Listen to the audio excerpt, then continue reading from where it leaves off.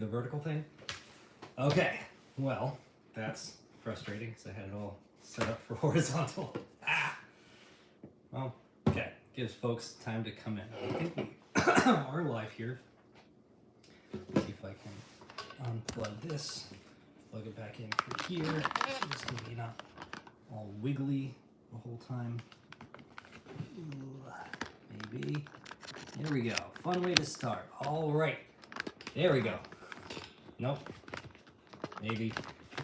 Yes. Okay. Well, hello and welcome to the technically fourth episode of Happy Hour with Thirsty Thursday Toys. Normally I do have a guest and we go for an hour, but since there's no guest, it's half the number of people, so I'm going to do half the time, have a half hour, so this is episode 3.5, I suppose.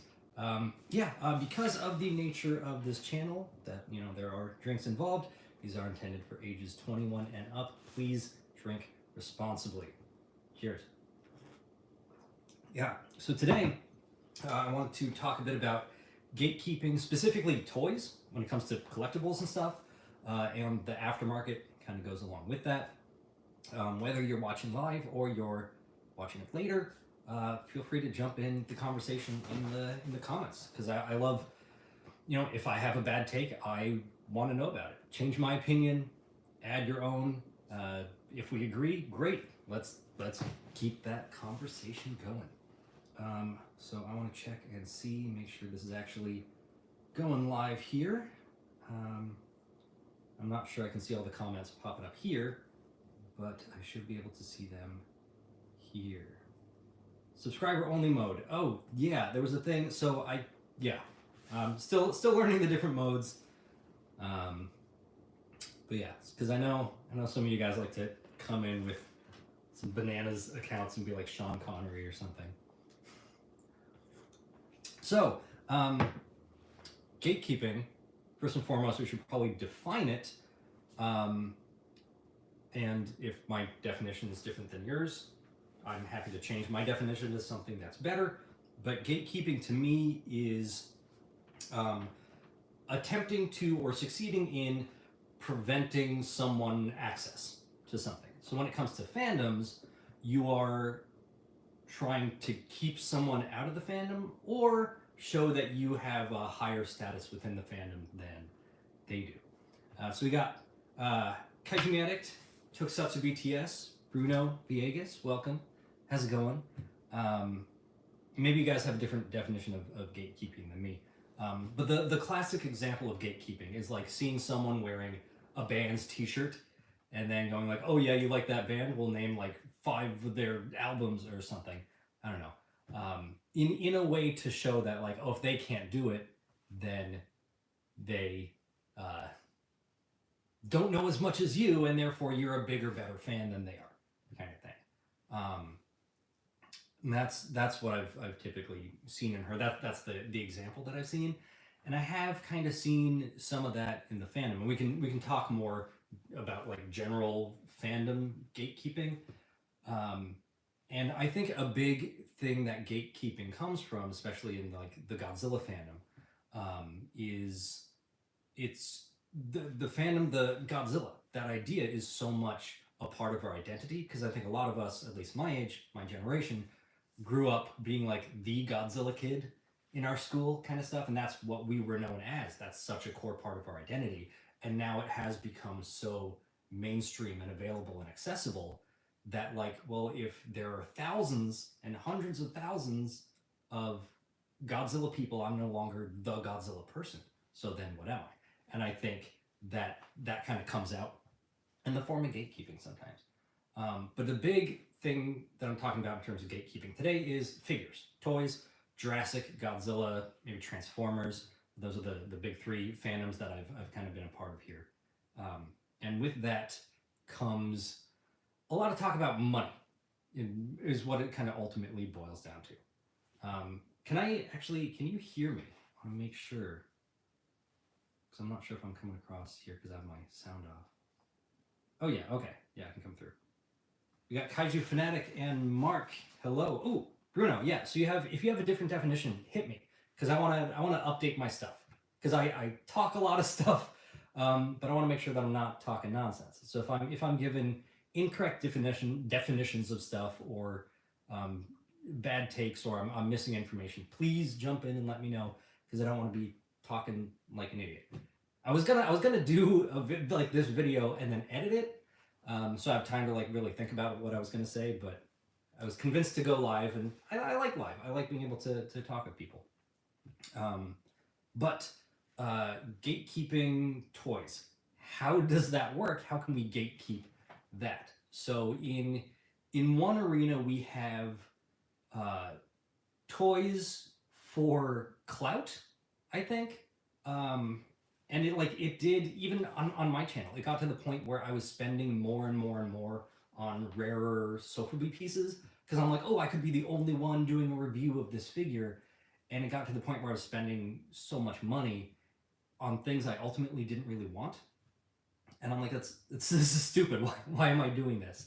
And like, it is cool, because some of these things are things that I wish like had reviews that I could go and see and find that interesting. But the number one reason that I watch reviews is to get information about a figure that I'm thinking of buying. Typically, sometimes I just want to see like, oh, that's cool, let me check it out. But for the most part, I want information on it. But if it's something I don't really want, then why am I showing that off? I also like when people are excited about the stuff they're sharing. But I'm going off on a whole different tangent. So there are people who use toys as trophies, as their the spoils of their financial prowess and success. And I realize as I'm saying this, I'm surrounded by expensive pieces of toys, which is ultimately hurting my point, I think. But I apologize for that. I should have. I put these up here because I just reviewed this guy, and then I had these. But I have some other things that I could talk about. But some of these are exclusives, and that is the thing. If there's exclusive figures and you can get those figures, then you're part of that exclusive club, and that feels nice. And oftentimes, if it's a convention, there is an element of not novelty. What am I trying to say here? It's like a souvenir that ties you to that event, that specific time. So it's not just a matter of having this exclusive, oh, the G Fest 2023 exclusive colorway or whatever. That's also a memory of that time that you were at that G Fest.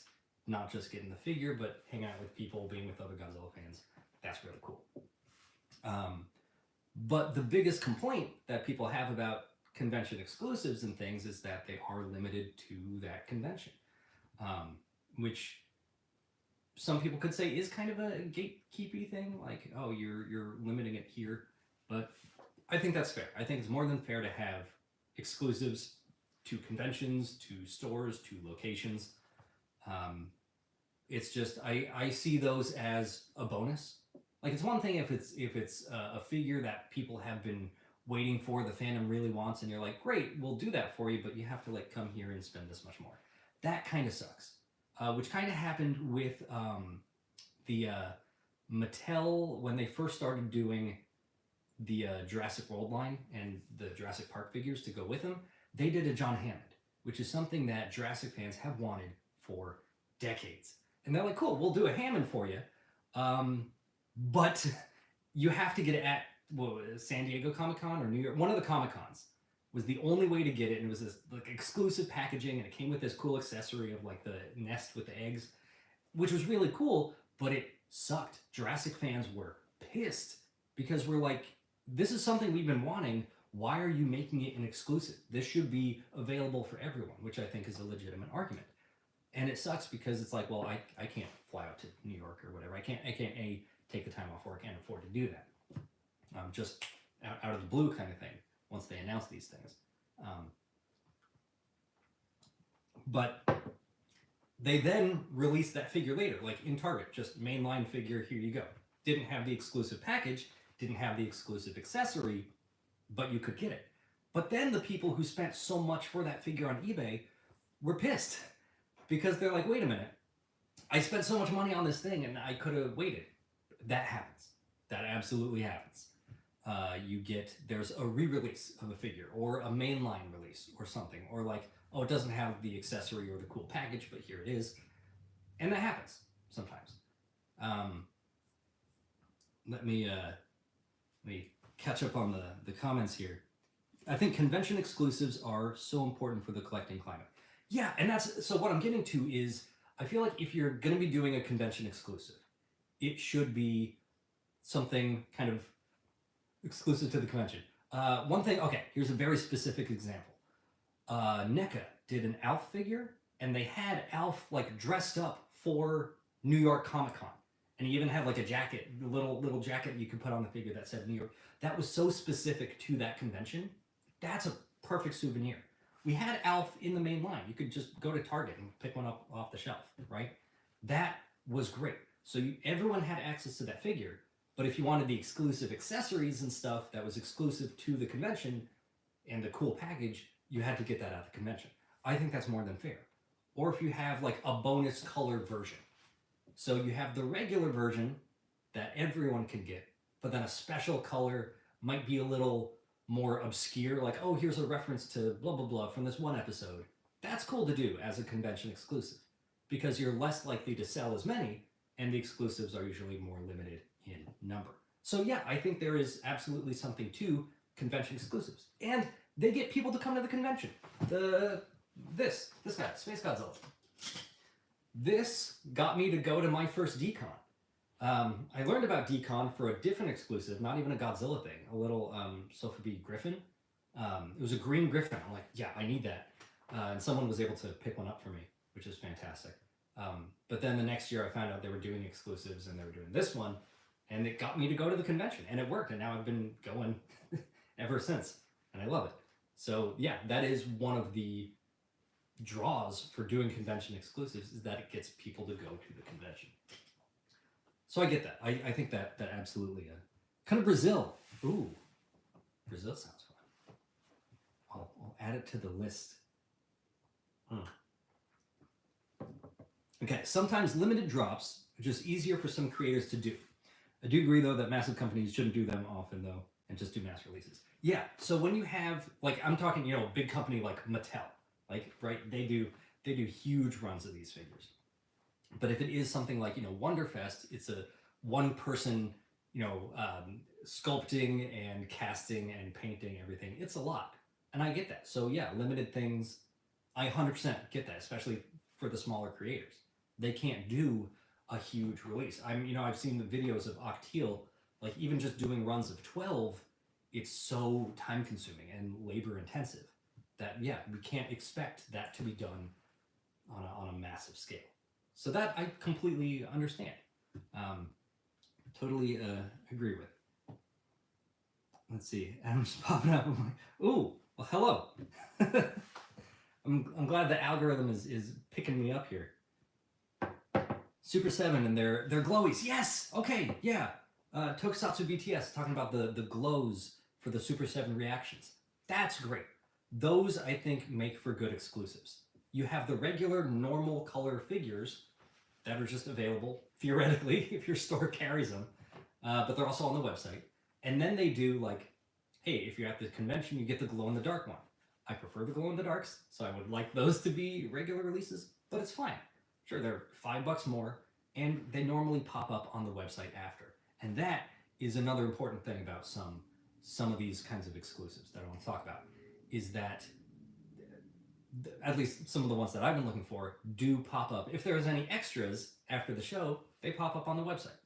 Monster Palooza, I didn't get to go. It was, I think, the same weekend as Kaiju Brooklyn last year, so I was at Kaiju Brooklyn, but I wanted the Monster Palooza Attack Peter Creature from the Black Lagoon, glow-in-the-dark one, and it popped up on the website, which was great.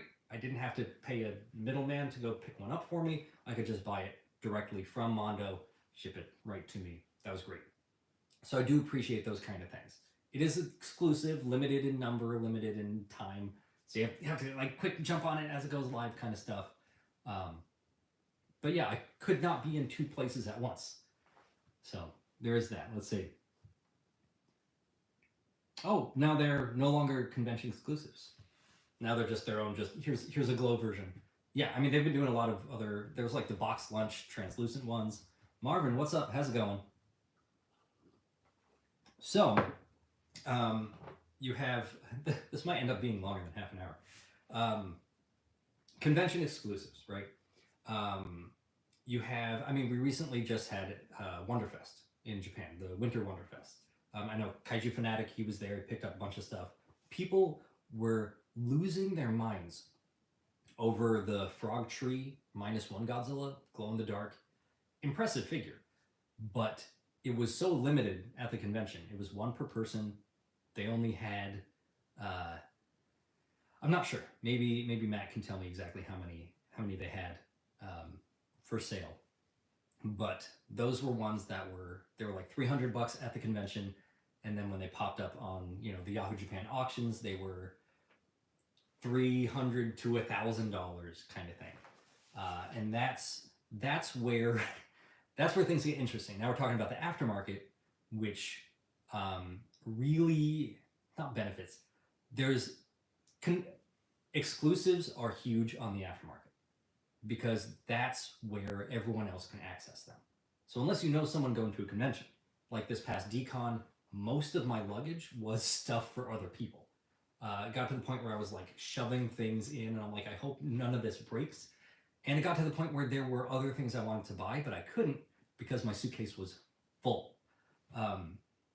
And I haven't like charged people. If people wanted to throw some extra money my way, that was wonderful because that helps pay for the suitcase. Because I do pay like the luggage fee. It's like $40 each way or something. So yeah, so it's an extra $80 just to have enough room to carry things, obviously for myself, but other people. So it's nice when people pitch in. I know some people who are mules for conventions and stuff, buying figures. They do charge certain fees. Some people are like, hey, if I have to wait in line, that's an extra $5. Or I charge 10% of the item price or something. But for some people, I said, here's how much the item was. Here's how much shipping is. They paid me exactly that amount. So I did lose it a little bit because I had to like print the label, use the tape and the box and the bubble wrap and stuff, and gas to and from the post office kind of thing. But it's nice when we can help each other out because I know if that person's at a convention that I can't go to, hey, can you grab something for me? And there's that give and take. So there could be some level of gatekeeping. If I go, hey, I'm now going to start charging to do this. Yeah, on one hand, that is fair. It does take up my time. It takes up my space. It takes up, I do put money into that, especially if people don't pay up front. I have to hope that they do pay. Now I have to carry. I had bruises on my shoulders from carrying around some of the Mondo figures. The Urban Aztec Godzilla, and that was a cost.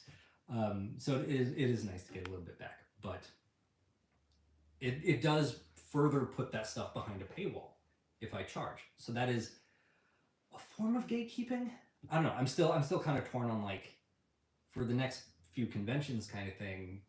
Do I ask people to pitch in a little bit more? And I think part of the reason is like that people are going through middlemen is that like they can't afford to fly out and stuff. So I don't know. I'm still torn on that kind of stuff. Go to conventions or events to get them early. Yes. Okay. Yeah. That's another thing. Early access at the conventions, because there are some that said like, hey, you can get this in person at the convention now, or it'll be 6 months. We'll put it up at the regular retail, but you get first access. That is another thing. That's another thing that's great with convention exclusives is that early access. It's not a form of gatekeeping. Okay, I feel better. I feel guilty like asking for like it's one thing if I'm selling a figure, right? Just like, hey, pay this much for it. Great. But if I'm asking, knowing how much something costs and then adding money on top of it, I do feel a little guilty. I mean, it's one thing like if I look at the aftermarket prices and I'm like, oh, it's selling for $300, I'll charge $300 because people are spending $300. But that brings us to the aftermarket. So with gatekeeping figures, you do have the things like the frog tree -1 going for more than 3 times the amount. What, $1,000? I don't know if it actually sold for 1,000. I think I saw one for 800, which is almost triple retail, right? Um, which is a lot, but you have the figure. You are allowed to charge whatever you want. That is a fact. I don't think there are any laws saying that you need to charge within a certain amount of how much was spent on it. Doesn't mean people have to pay that, but you can charge whatever. And I see that argument happen all the time in like the Facebook groups that I'm part of. Someone posts something for sale, people laugh, react it, and the guy's like, "Well, it's my money. My figure. I can charge what I want." And if people are like, "Yeah, it's my money. I can pay what I want." But it sucks when that is the goal. If you buy an exclusive figure just to turn around, hike the price up, and sell it, that sucks. And I think that's a kind of, maybe not a kind of gatekeeping. Maybe I'm using the term so incorrectly here. Maybe it's not the term I wanted to use. So I apologize for that. Maybe I'll go and edit the title of the video. Because sometimes people, myself, sometimes we talk out our butt, right? We say things, we get so locked into a feeling and we throw stuff out there. When it comes to these figures, I love the idea of everyone who wants it having access to it. Obviously, it's not going to be free. These things still cost money. I'm not saying companies should just throw figures at everybody. They need to make money. That's how this works. Welcome to capitalism. But I like the idea of everyone being able to access these things. And it sucks when companies, and especially fans, do things to make that much more difficult. Sorry, let me get caught up here. So, okay, Dragon Ball line has the best handling. San Diego Comic-Con first, then New York City Comic-Con, and tour events. Then while the events are happening, P. Bondi puts up orders that release the next winter season. Yeah, it's great. Go to the convention, get it early, get the access now. Later on down the road, then you can get it. Then everybody else. And that's great. And then they get like sales data, see how popular the stuff is. When is SDCC? I think it's in July, typically. I've never been. I've heard, and this is just rumor, so obviously, see, again, I'm talking out my butt, that it sells out so fast that like it's been sold out for years, and that the people who previously bought tickets have priority access to those tickets, so it's automatically like sold out. And then if people who went the previous year decide not to buy tickets, then those tickets open up. So it starts sold out, and then tickets open up. I could be way off. Please correct me. I've never been. And every San Diego Comic-Con exclusive I have wanted, I was able to get online later. It's been the Jurassic stuff because Mattel puts them on their website.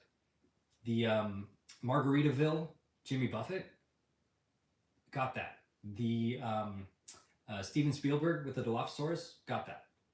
It does take time and effort. You make sure you enter your information on the website, sit there, refresh the page until it goes live, quickly add it to your cart and check out. Don't even think about how much shipping costs, which is a silly thing. It's toys. We're talking about toys. It's ultimately silly. I don't need these. None of us need these. These could burn down in a fire, and that would suck. But I still have my life and my health, and oh yeah. So okay, yeah, aftermarket prices, ridiculous. Yep. Then Dragon Ball line is also mostly repaints. Yes, so that's another thing I was saying. Like different color versions of the things. That's fun for conventions. Problem with Wonderfest. Okay, despite how much I adore that convention, there's almost no point in going if you're hunting Sofubi if you don't get priority tickets and your ticket number is over 2,000. Yeah, and you might go to a convention and the thing you want is sold out. And that sucks, especially when you've spent the money and the time to go and do that because you wanted that thing. So for those things, you might actually save money if you just buy it on the aftermarket. Okay, yeah, so Sofubi, let's talk about Sofubi prices. Yes, I bought 2 of the Margaritavilles, one to keep in the package and one to like set up on display, which I never do. I take the figure out of the package, and that's it. Unless the package is cool, then I display it in the package, but I have the one. But this, I'm like, I need two, which is silly. It was what, $30, which was, I'm like, yeah, I could throw another $30 at that. That's fine. The Max Toy -1 sold for 1,000, and a few of the Frog Trees sold for 1,000. That's crazy. And this is where I think the most gatekeepy I have been is my opinion on this. And I will admit, like, yeah, this might be a bad take. People spending that much on the aftermarket, I hate it and I wish they'd stop. And that's where I am gatekeeping. That's where my gatekeeping comes in. Because I feel like that ultimately hurts the whole rest of the fandom. Because if you spend $1,000, that's great that you have that money to do that. That you can just throw $1,000 at a thing. If I threw $1,000 at something right now, it's probably car repairs or something like necessary, because I don't have that much money to spend on things. I mean, you know, I've been doing sales shows on whatnot like every month to be able to afford the stuff that I do. But when you throw so much money at something, especially that much above its retail cost, then that becomes the new price. Because like let's talk. Okay, Playmates. Nope, not this one. Drowned Viper. This is a $9.99 toy, right? They're at Target, they're at Walmart, but there's like one per case, right? They're limited. They just started coming out. These were going on eBay for up to $50, 5 times the cost, which ultimately 50 nothing. These things cost more than 50, right? But if someone sticks one up on eBay, it sells for 50 because someone says, well, you know, I don't have the time to drive to Target and Walmart every day. It's fine. And I might spend more on gas hunting, and I just want it now, and I have $50, so whatever. That's fine. It's your money. You can do that. But if people see that it sells for 50, then someone sees it at the store, buy it, stick it up on eBay for 50. We have more on eBay than there are in stores. I would put money down that there are more of those on eBay than there are in the stores because people see that it sells. The prices have been going down as they've been showing up in more and more stores, but that ultimately hurts the fans because instead of us being able to go to the store and grab it, we have to go to eBay because that's where they all ended up because people just want money. And yeah, I want money too. I love money. Money allows me to do stuff and buy stuff. I don't think that's a bad thing ultimately to want money, but I think that ultimately hurts the fandom when you're scalping and feeding the scalpers.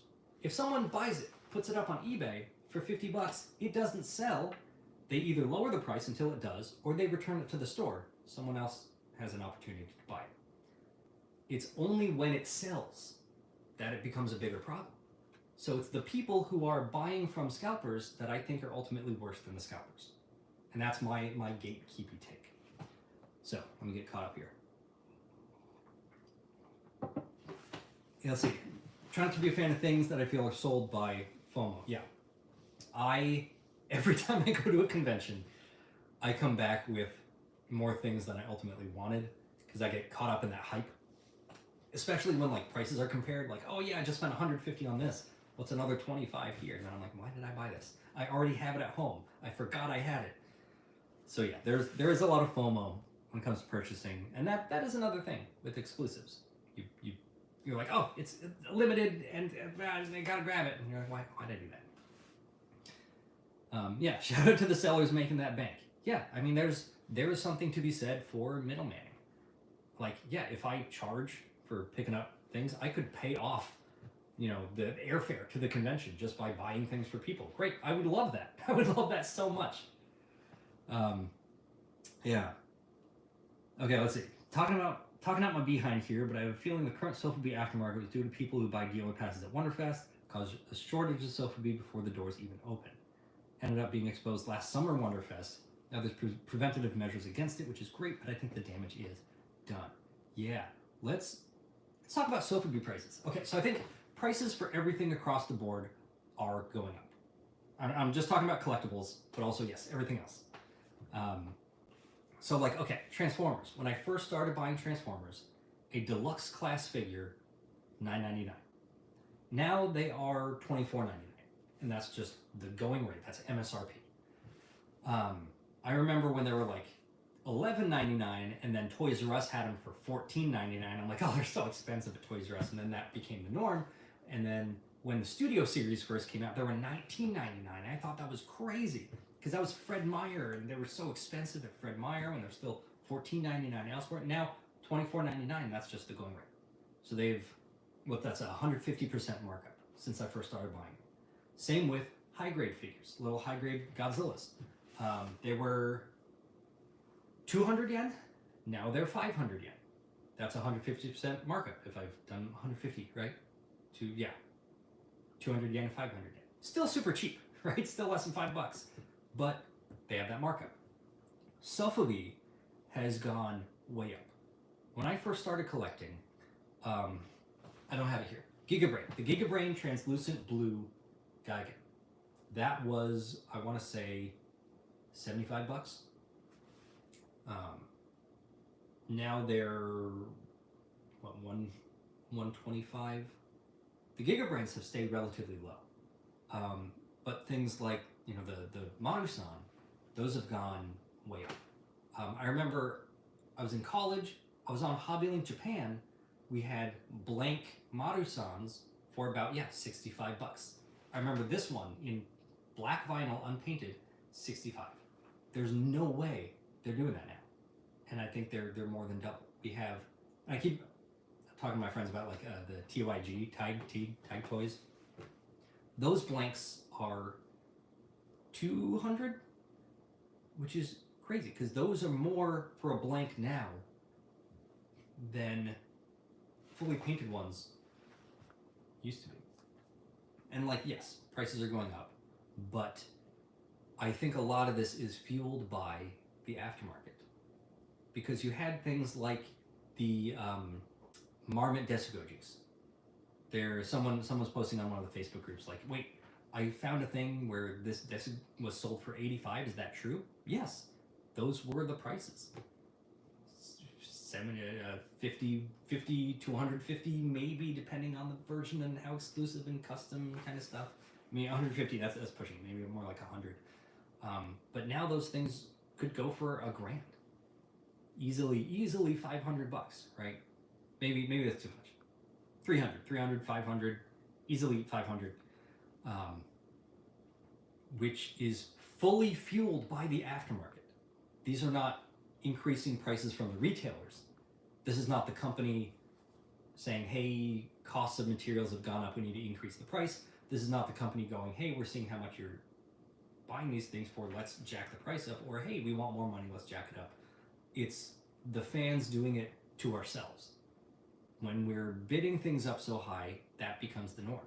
And now $250, I think, has become the norm for Sofubi. And they sell out immediately. Like, look at the mono stuff. Those are, gone within hours, if not minutes, at $150, $250, boom. There was the blank spiral white Monsterverse Godzilla. That was, how much was that? 100? 125, somewhere like that? And that was gone within minutes, right? And it's just blank unpainted. I'm not hating on anyone who collects blank unpainted figures or has them customized, but that's bananas to me. I feel like, for me personally, I love the paint. I don't buy blank stuff,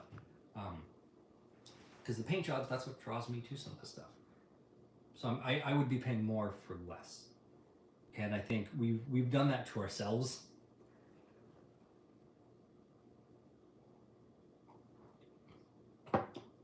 Yeah. Okay. So another thing is talking about like Wonderfest here. Now that more people know about it, now that we have YouTube channels and Instagram accounts and Twitter and stuff, there's so much more access to information, more people giving out that information, more people know about these things, which make them harder and harder to access. Which is not necessarily a bad thing. I love that, that I learned about decon right? That people were willing to tell me about it and not keeping that a secret. They weren't gatekeeping like, oh, this is the convention where I can go and get stuff. It's frustrating for those people, I imagine, who had a website or an event that like only they knew about.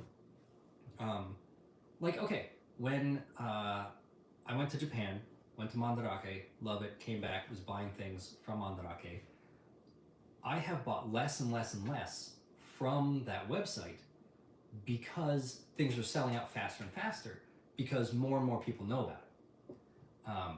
Which is ultimately a great thing. That means, hey, cool, people are accessing awesome figures and it's saving me money ultimately.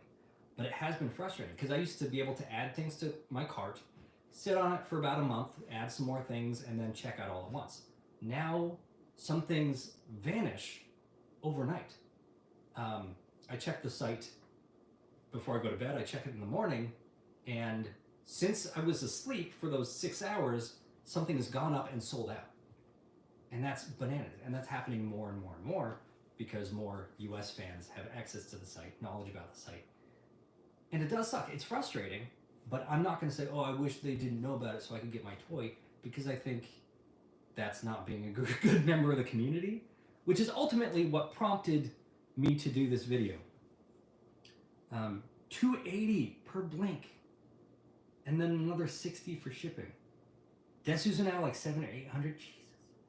And yeah, if you have the money, buy what you want. Spend your money the way you want. Ultimately, I bought this.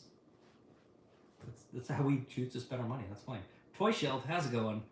I know I said this is going to be half an hour. We're gonna go. We're gonna go for a while.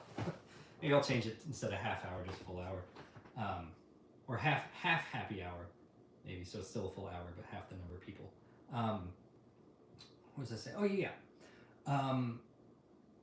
I have bought things, exclusives, or things that like, hey, I've been hunting in the stores, I can't find it, even though it's a US release, I'll just buy it on the aftermarket.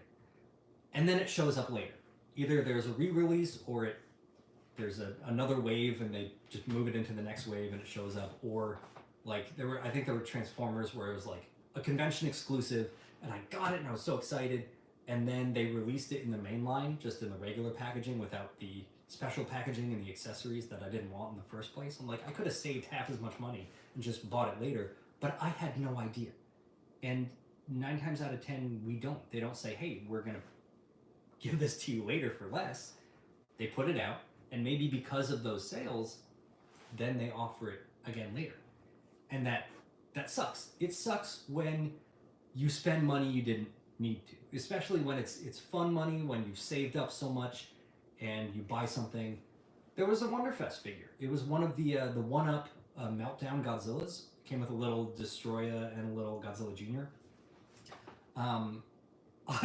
It was Wonderfest exclusive, so I was like on Yahoo Japan auctions. One of them popped up. I'm like, I jumped on it. $250 because that's become like a norm for Sofubi, right? And then I ended up seeing it for like half that much later, and I'm like, that was dumb.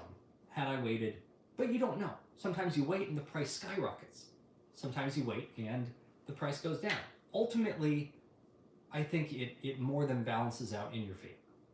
Because either you get the figure you want or you don't. And you save money. So I think ultimately we spend less than we overspend, I think, at least for me.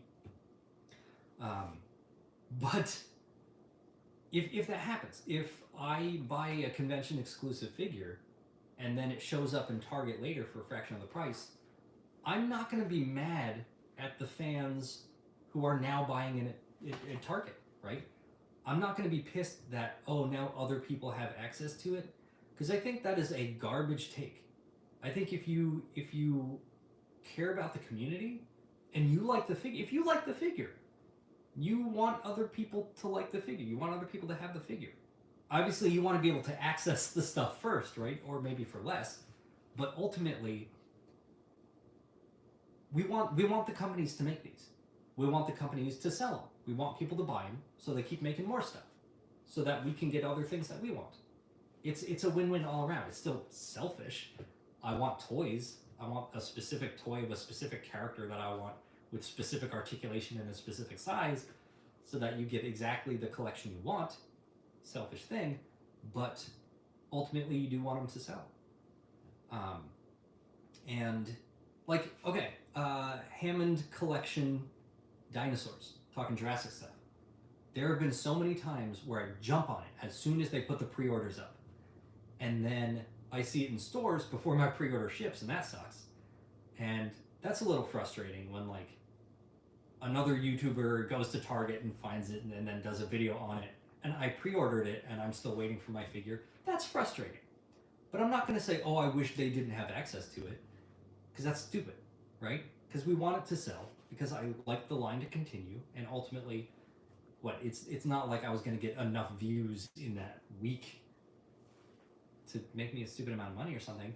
No, I would make 5 cents or whatever. But to spend so much money, especially if I, spend on the aftermarket, stupid amount of money, that is money I offered to spend. If I bid something up that much, or if I know, hey, this retailed for $300, but someone is selling it for $1,000, if you fall for that FOMO and spend that $1,000 and you have that $1,000 to spend, that's on you. That's not on the fandom. I mean, it's on you and the person charging $1,000. You could say no. By the principle of the matter, I'm not going to spend that much. Someone else might. And then you don't have the thing. And that was my deal with this. This is the this guiding. It was limited in Japan as like a Japanese Kickstarter for the Godzilla Fest video, and then it showed up on the Yahoo Japan auctions for a crazy amount of money. I know people were spending $700-800 on it. Too rich for my blood. I love it. I want it. I'm not going to spend that much. I refuse to spend that much. If I saw it for $300, I would do $300. And then, like, maybe, a year later, 6 months later, popped up on the US Godzilla store for $350. And I say all this in the review of it, but in case you haven't watched that. And I'm like, yeah, that's, you know what, $50 more than I'd ever hoped to spend, but I'll spend that extra just so I have it. And it's gorgeous. I'm so glad I got it. But where was I going with this? What the hell was I talking about? I lost my train of thought. Point is, I love that we were given another opportunity to get it. And had I spent $1,000, this is my point. Had I spent $700-800 on it, I would be kicking myself, because that's what, $450 more. That's more than double. You know what I could do with $450? That's hotel stay for like All Monsters Attack or something. That's airfare to G-Fest, right? There's so much that I could do with that money. But I wouldn't be pissed at X Plus for doing that. I'd be like, that's, you know what, that's awesome that more people have an opportunity, because screw the scalpers, right? Screw the people who bought it just to turn around and sell it for triple, right? That'll shut that down. That'll drop those prices. Because when they put stuff up on the aftermarket for a crazy high, and then the company re-releases it, those prices drop. That's a way to stick it to the scalpers, right? That's a way to allow access to all the other fans. I would not go, well, I spent $800 on it, therefore you should also have to spend $800 on it. Or it was so limited, I didn't buy it because it was limited. I mean, that helped a little bit. If it wasn't so limited, maybe I would have waited and see if the price had gone down a little bit.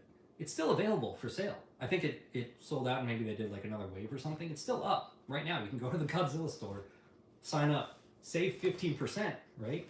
Brings it down to what, 200 something? But I wouldn't say to the fans, you shouldn't own this because I spent a lot of money on it, therefore you should too. I think that's garbage. Who thinks that of the fandom? That's where I'm coming from with the gatekeeping of toys. Is that, like, with me with Sophie, I would love for these things to be the prices that they used to be. I remember, like, Titanosaurus. When the movie monster series Titanosaurus came out, it was 700 yen, right? 700? It was either 1,200 or 700. Either way, a fraction of the price that it ended up going for. And then they re-released it in the Toys Dream project in the darker red paint, which they then re-released just a couple of years ago in the main line for still like $30 or something. But still, that allowed people an opportunity. There were things, the 50th anniversary memorial box. I bought that set. That was expensive at the time. It's even more expensive now. But I remember back in 2004 being in high school saving up for that thing. Because, as a high school student, we don't have much money. And bought that. And then they started re-releasing figures that were exclusive to that set. And I was stoked because it sucked to have to spend that much money for this thing. I was glad people now had an opportunity to buy these things. And that did drop the aftermarket prices on those individual figures. And that has happened. I've had figures I'm like, oh, I can turn around and sell this and make some money on it. And then it gets re-released and I'm like, well, I guess I can't make much money on it. But it would be super shitty of me to go, oh, I wish I could still make that much money on it, so I wish you didn't have the opportunity to buy it from them for less so you could buy it from me for more. That's garbage. And I think anyone who has that kind of opinion needs to reassess their role in the community, I think. Not that, like, I don't know. I saw some bad takes. It pissed me off. Let me catch up on the chat here. Okay, let's see. Yes, I want to hear more about the Wonderfest stuff from the Japanese side, because I haven't been to any of the Wonderfests. I can only speak to what I've seen here on the US. The purposeful scarcity in the Sofubi sphere hurts itself more than it helps. Yeah.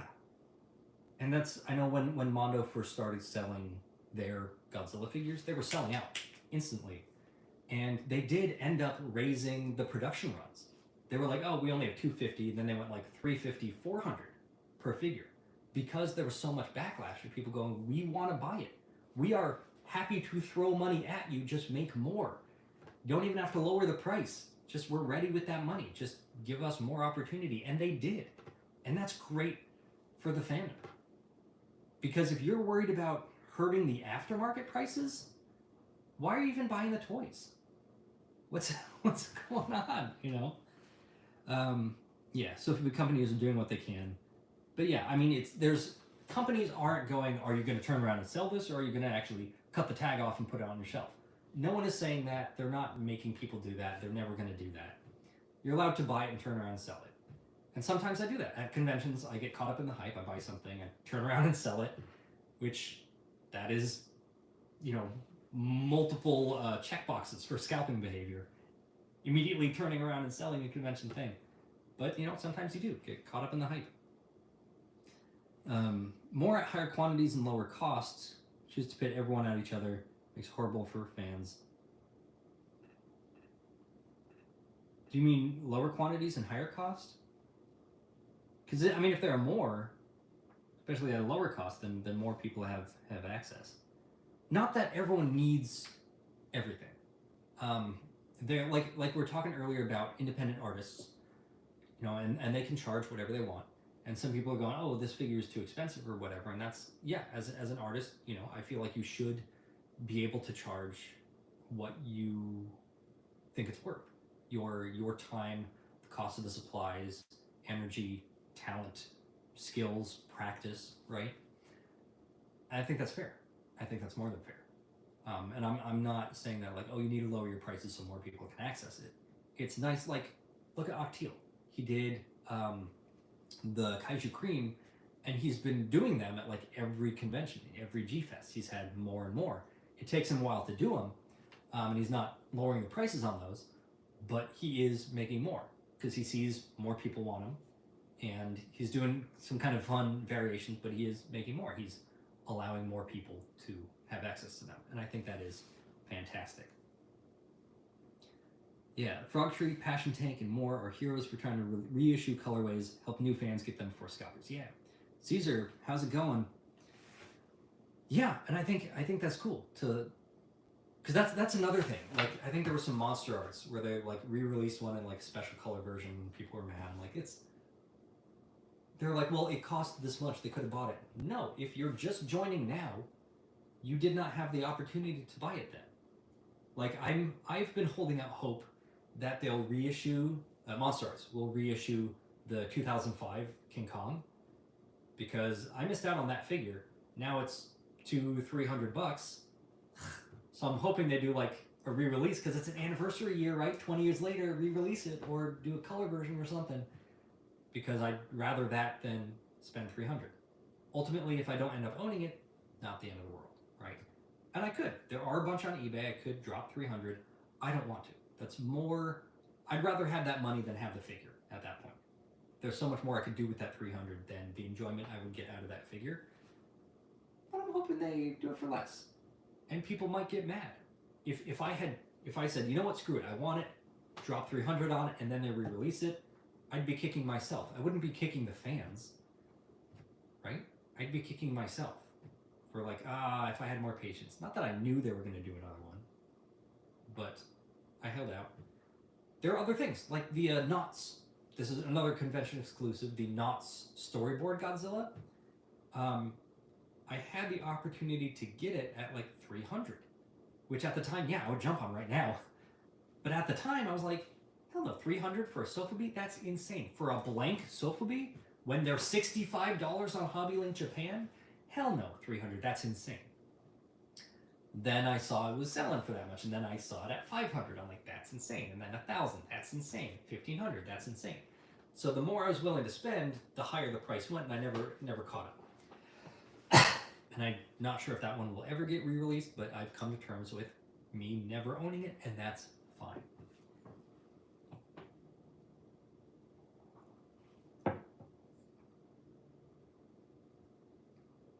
Yeah, let's see. I have about 6 or 7 Monster Arts Godzillas. Really feel like I don't need so many of just Godzilla. But every Zilla is a totally different guy, right? Yeah, like, and then also like how you collect. Do you how do you display them? Do you like? I set mine up in Adam Adventures. How's it going? I set my displays up like for each movie, so it's like, oh yeah, I want each Godzilla from that movie to scale with the villains. That's why I love the high grades, because they've done almost every character. So I'm like, cool, I have the whole kaiju cast here, and then I have this Godzilla here and that here. So they're kind of spread out, and I like that. So yeah, ultimately, you know, how you collect and how you display your collection kind of guides what you buy, what you get. Yes, high grade for the win. I love them. The highest detail at the lowest cost, the highest number of characters. I love it. And like, that's the thing. Like the last high grade set with the baby Godzilla and Mothra, Batra, Godzilla 2000, I got all 4 of those for about the price that I spent on this guy. I love this guy, but I love those 4 ultimately more than just this one. Now, the codes of the Jurassic World Chaos Theory minis. Yes, and I've been keeping an eye out, because I know they're going to do another wave. I've seen pictures. So I'm keeping an eye out in stores, and that's nice. That's a nice thing that people do, is like you share the codes for things. Here's access, which I guess can kind of hurt. If you're like, hey, here's the cheat codes to get these things, then those are going to be the ones that vanish, which kind of makes it harder for other people to get them. So there is some catch-22 there. You've made it easier for some people, but then harder for other people. So I don't know. Oh, yeah. Space Godzilla Mogira were blessings last year. Are you talking about the Monster Arts? Because yeah, I get right here. I just got it in from Kaiju Live. The Monster Arts Mogira. Yeah, having a re-release of this with the dock, that's so cool. For less than the Mogira itself is going for on the aftermarket. Not that I was like waiting for a re-release, but they happen to have a re-release, and I'm like, yeah, now's the time to jump on it. And it is frustrating. I do want to pay respect to that. It's frustrating to have spent so much, more than you needed to, on something, and that's money you're not going to get back. Because if I had spent $800 on this, there's no way I'm going to sell it again for 800. No one's going to spend 800 when they could have gotten it for 350. That is money that is ultimately lost. So it's like, cool, I gave someone else 450 bucks. And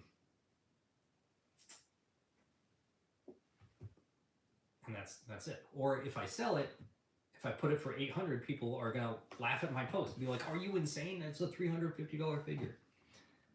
My shirt is filled with slobber. Why?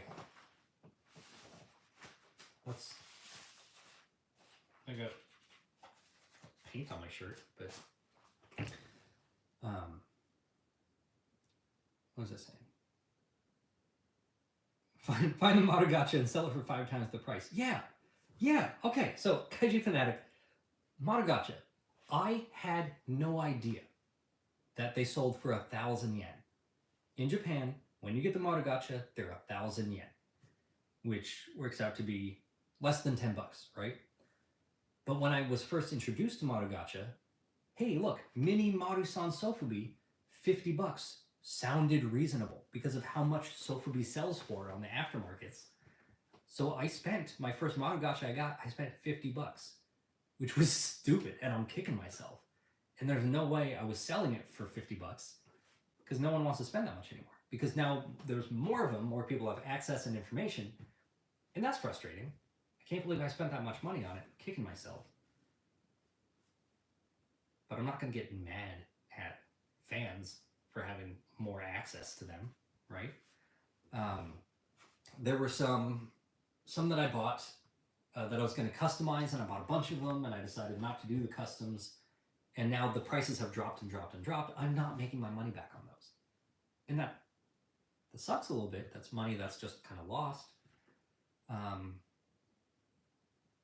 I'm not going to say, well, they should still be this much money because I spent that much money. No, I could post them for that much money. Doesn't mean people are going to buy them. It's nice if they do. But I'm not going to get mad at the fandom for having access to stuff. Is ultimately what this boils down to. Oh, not me. Okay. I'm like, who has slobber on their shirt? But yeah, I mean, selling Moto Gacha for 5 times the price, that's kind of what it was when I first learned about it. So that's my thoughts on gatekeeping figures in the aftermarket. Now prices, okay, there are some things, because I'm trying to be a little more even-headed about some of this stuff. When I buy something, I look at the total cost of that something.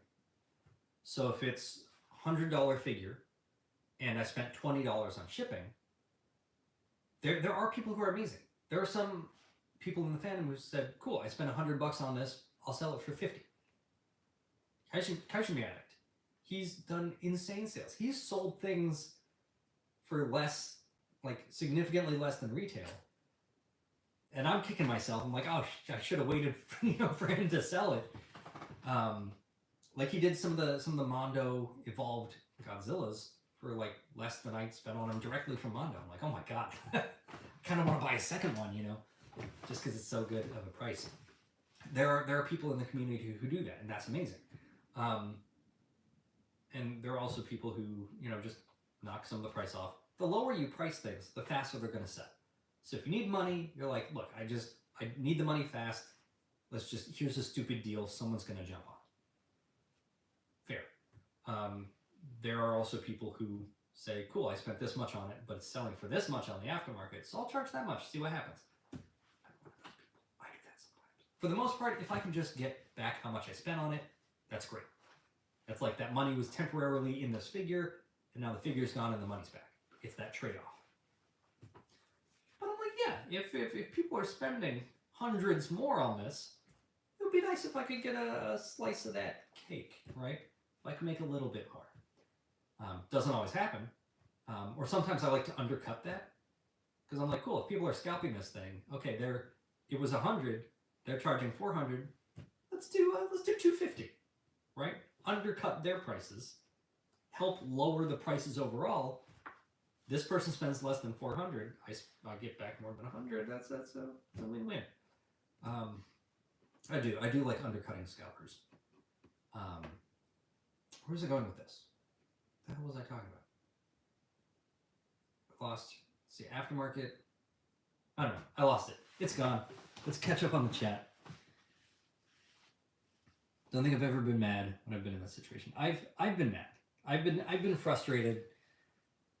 You know, seeing people get things for less, but ultimately it's on me, and I'm not going to take that out on the fans, on the fandom. It's especially frustrating to see people get things for free. I'm like, but I'm doing this.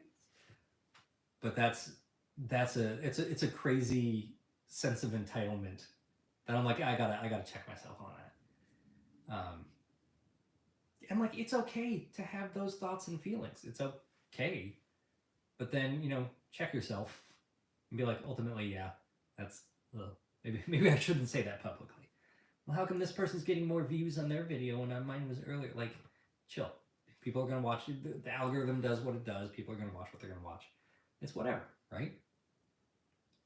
Check that entitlement, and just hope that, you know, whatever they're watching, hopefully that person got the information they want, which is great. It's part of why we do this. It's give information out. Let's see, same. Usually when I pay a ridiculous amount, I do it with the mindset of I either get this now, right here, or skip and never get my hands on it. Yeah, because we don't know. It could get re-released for half the price. It could jump up to 7 times the amount. We don't know. So without that knowledge, do I own this now or lose it forever? And that was when this guy was first popping up. Own it now or lose it forever? And I said, you know what, lose it forever. Because I'd rather never own it than spend $800 on it. And that was the choice I made. Other people said, $800, sure, no problem. And now those people are pissing their pants because they spent a stupid amount of money. Maybe they don't have as good a financial sense as some other people. Maybe their job made them bank. Maybe they have that much money that they could just throw at stuff, right? More power to them, right? I'm not making as much as a substitute teacher that many other people in the fandom are doing, who are flying to Japan every 6 months. I had to save up for 10 years to be able to do my trip, kind of thing. But then when this was posted, I said, well, I could wait, right? I could, like, do I set up another, see if my wife sets up an account so we could get another 15% off code so that I could save some money? But I'm like, it could sell out by that time. So I'd rather have it at $350 than wait and maybe get it for less or never get it. So I did jump on it. So ultimately it did get down to own it now or lose it forever. And I'm like, yeah, own it now. And I got it. No regrets. Still a lot of money. More than I would have liked to spend on a single figure. I feel like any more, like for me, any more than $250 on anything is nuts. Is nuts. But here's another 100 on top of that. Sometimes you find just the right thing, or you save up, and it's still up. Yeah, I think it sold out, but when I was doing my review, I was going back and I saw that it was still available. Alex, how's it going?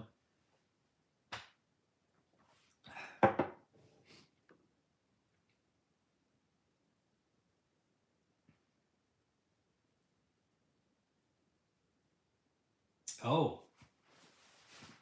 Yeah, I was frustrated at Decon when a certain vendor did not reward our work to be in line early and decided they would form a line an hour after entry and play a dice game for the chance at buying a figure. That sucks. Maybe we talked about that. That's, yeah.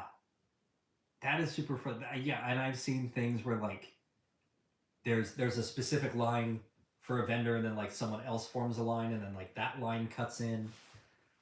That is some shitty stuff, for sure. Yeah, they're still opening up orders for that guy again. Yeah, Wonderfest and Scalpers. Yeah, and it's yeah. At another thing about like vendors at conventions when they're selling things to other vendors before the show opens up, and like some vendors have said like that's kind of why we go and vend at some of these things so we could have early access to this stuff. Which like you know what, there is a game to it. There's a game, um, and they've found a way to play to win. But it's when I think when we look at each other when we're playing against each other as fans, that sucks. Because most of the time it's like it's us against the corporation, right? They're the one dangling the thing. Just oh, you got to be here. You got to spend this money. But then when we start attacking each other, we start turning on each other. That's when it sucks. Because that's the scalping behavior. The people who there were some people asking for me to pick up things for them at conventions, and I'm like, I only see you sell things, convention exclusives, for a lot of money. So I'm afraid that if I buy something for you, it's going to show up on the Facebook groups for double the cost. And I don't want to support that. I'd rather go to someone here at the convention who wants it, especially that it is so limited a thing, or why don't I just do that myself? If I'm going to buy this thing, give it to someone who's going to jack up the price, why don't I jack up the price myself and make that money, right? I didn't buy those things, but I do try to keep that in mind when people are asking for me to like pick up things at conventions for them. Like I don't know.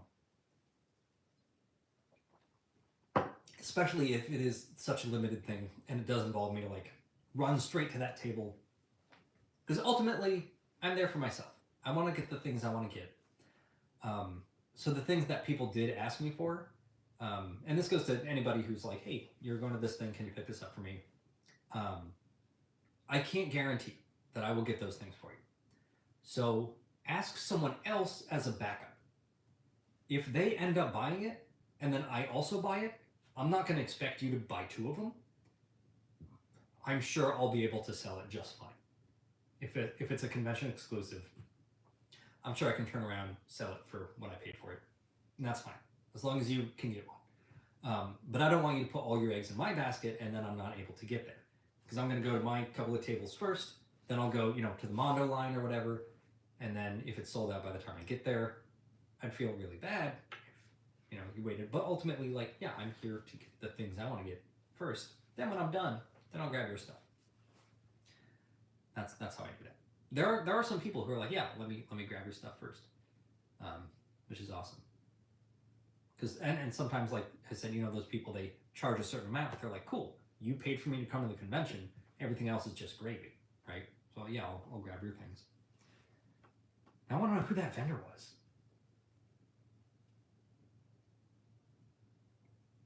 Doing the dice game thing. There was one. There are some vendors who do interesting things. Like a couple of decons ago, there was one, you wait in line, and then they do like the 3-card Monty kind of thing. And if you get the card wrong, you have to go back in line. But if you get it right, then you have the opportunity to purchase a single figure, and then you have to get back in line. So that was interesting. Oh yeah, okay. I was thinking it was that figure, and that is one that like a few people were asking me to grab. And I'm like, it's one thing if I've seen you collect that kind of stuff on your shelf. It's another thing if you buy this stuff. And it also sucks, like, going to a convention, talking to these people, getting back from the convention, and seeing those same people post those things for crazy amounts. But, like, yeah, more power to them. If they can pay off the convention, going there, grabbing a Metacom Shin Godzilla, which they didn't announce, I didn't know until Sunday that they had them, and I was there at the convention. And then people were messaging me, hey, can you grab this? I should have bought an extra for myself, because those were going for like $400. I think they were $80 bucks. $400, easy. I could have paid for my airfare, right? But I was like, oh, I'm not going to do that. I'm not going to be a scalper. But I'm like kicking myself, right? I'm like, shoot, there's all these people making bank on these.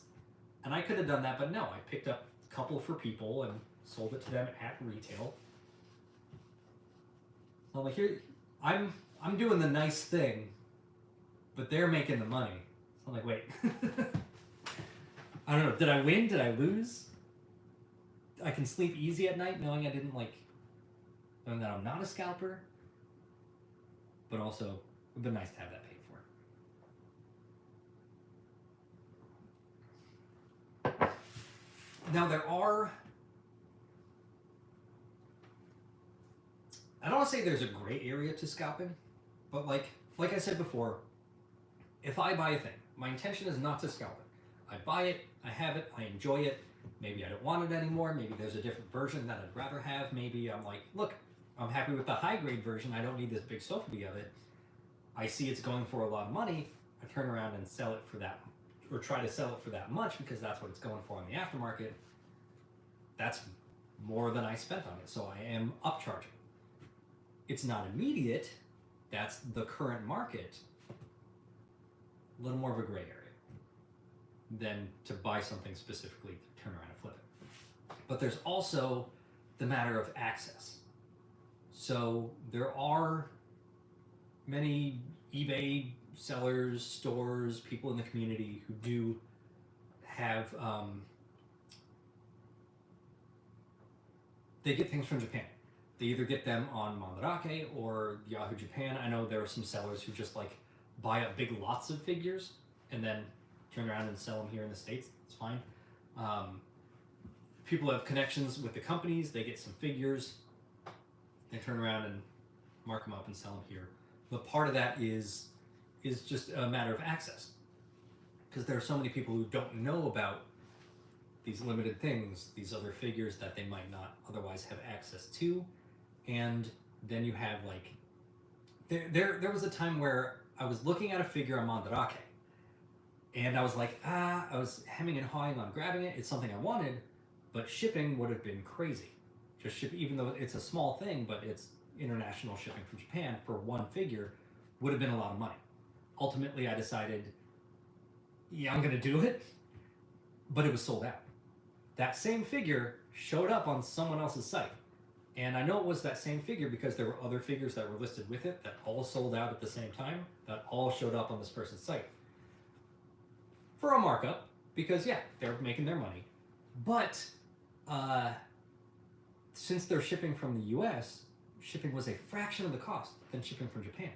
So even though there was a markup on the figure, it cost me less buying it from that person than it would have buying that direct from Japan, which was weird and cool. And that is one of kind of the nice things. If you get, if they are buying things in bulk from Japan, big lots, yeah, they're going to spend less per figure shipping wise on a big box than shipping one figure at a time. So there is that benefit to some of those things, which I do like. Is it illegal to scalp? No, it's just not. It's not nice. I mean, as far as stuff in the fandom goes, I like when fans can help each other out, and I think there is a reasonable markup to stuff, certain percentage, certain couple of bucks. So like I have a friend in Puerto Rico. He doesn't have a lot of these Jurassic figures, right? So sometimes I go to Target and I buy things for him. And sometimes he adds a little bit because I have to go to the store. And these things are ultimately not hard or difficult or expensive. But I have to go to the store, find the thing, send him pictures of it to make sure it's the right kind of thing, inspect the paint to make sure it's he's happy with the thing, put my money down first to get it, then like take it out of the package, wrap it all up, make sure it's nice and safe for shipping, use my bubble wrap, tape, a box, ink and paper to print the label, tape to get that all on there, and get that to the post office, ship it out to him. So there is time and effort and money for supplies that goes into that. So it would be reasonable for anyone who does that to add a, shipping and handling kind of fee on top of stuff. Especially if it's someone going to a convention that's not, Target around the corner. Especially if they're flying to a convention, like I was talking about earlier, you have the cost of like the suitcase, right? Because you get like a free carry-on, but the checked bag, something so big, that's what, 30, 40 bucks, right? Each way. So you're spending, an average of 70 bucks just to have the suitcase to put stuff in. So I think it's reasonable to add a cost on top of that. Now it's one thing to like double it. So I think there is a line somewhere. So there is that kind of grayish area. So I feel like double, that's crazy. So up, somewhere in there, I think there's a line, and that kind of varies by person. And like things that I bought at DesignerCon for people, some people paid to the penny exactly how much it costs, because I said, here's how much shipping is, here's the figure. They said, cool, add those together, here's it. Great, ultimately, fine. Some people added a bunch of money on top of that, which I'm so grateful for. Which also makes me more likely to help them out in the future, because I'm like, yeah, that's a nice symbiotic relationship here. It's a win-win.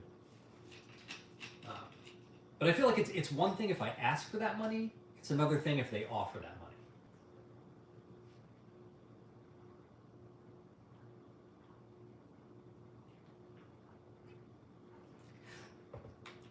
I realize I've gone over an hour. I was going to do a half hour. Now I'm like, geez, almost an hour and a half. Yeah. So maybe I'll end it here. Unless people want to keep talking about gatekeeping, aftermarket stuff.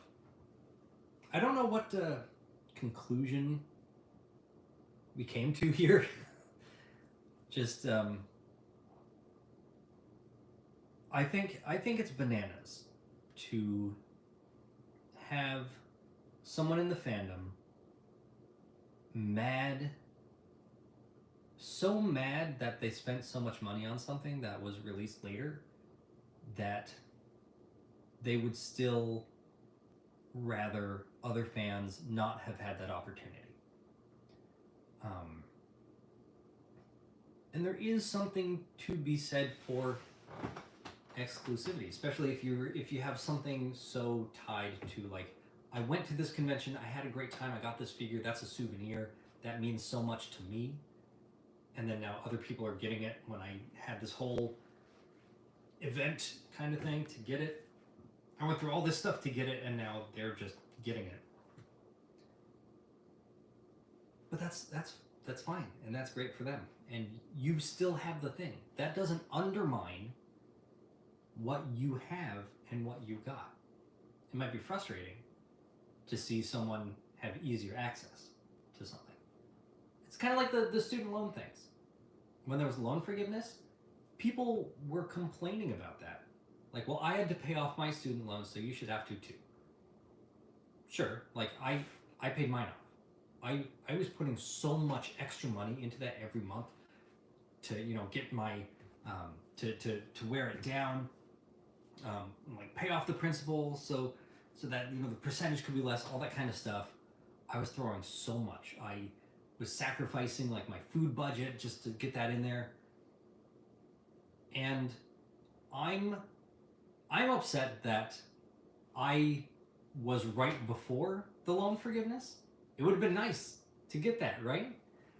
But I don't want to keep others from getting their loans forgiven, especially because I'm in education. I want people to have access to education, and yeah, if they're spending $40,000 plus whatever percentage on top of that the company is charging, that's a lot, and that's crazy.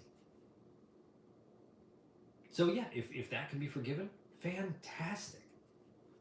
It would be nice if mine was, or like if I could get some of that money back, that'd be great. But I'm not going to say, well, no, that program shouldn't exist because I had to pay for mine. That's BS. That's garbage. Because why do you not want people to have access? That doesn't benefit you in any way. That doesn't benefit the community in any way. If you don't want people to own these figures because you spent a lot of money on them, or you only bought it because it was so limited, that's on you. That's you for spending so much money, being willing to spend so much money. Maybe you learned a lesson from this. Maybe you're going to spend less money moving forward, right? Maybe you're going to be more selective with your purchases. That's on you for buying something because it was limited rather than because you wanted it. And maybe you did want it, and maybe it being limited helped.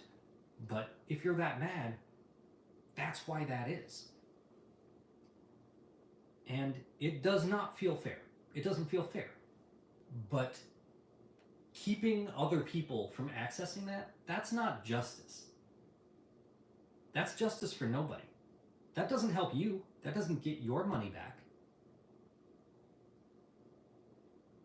Maybe it makes it still that much more exclusive. Cool, if there's only 50 of these, I have one of 50 instead of now there's 300 more. Maybe that allows you to still have one of 50.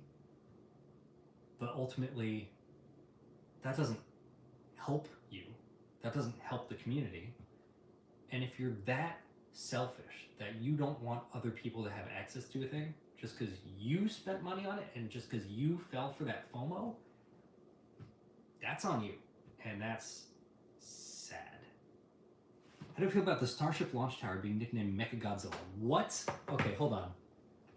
Mechagodzilla launch tower.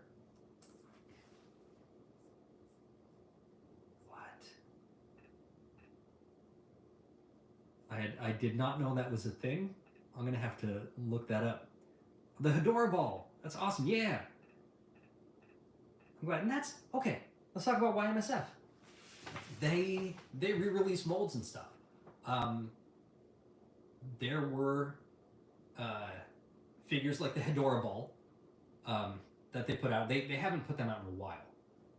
So those prices could be going up and up. I don't know what the prices are in the aftermarket because I haven't seen any for sale in a long time. So I was just charging how much I spent on it. Maybe I should have upcharged a lot more because it's long out of production thing. But it's also possible that, next week they'll say, hey, we're doing another run. Stuff happens. There was a YMSF figure that I was thinking about selling because the prices were going up and up. I'm like, oh yeah, they're getting to a point where I am happy to sell it. Oh, that's another thing. I didn't talk about that. So I spend this much on a figure, and I'm happy to spend that much on a figure. But then the aftermarket prices get up to here, where it's like, you know what? I would rather have that much money than this figure. So that'll balance back out for me for sure. But then they did another run of it, and those aftermarket prices went back down to retail. So I didn't end up selling it because I'm like, oh, I still want it for retail. So that is another thing that happens.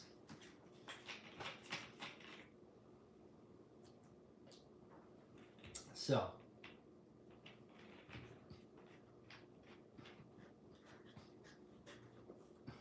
let's see. I like the first 5 MonsterVerse movies. MonsterVerse movies in the future wouldn't be the same without Zilla in it.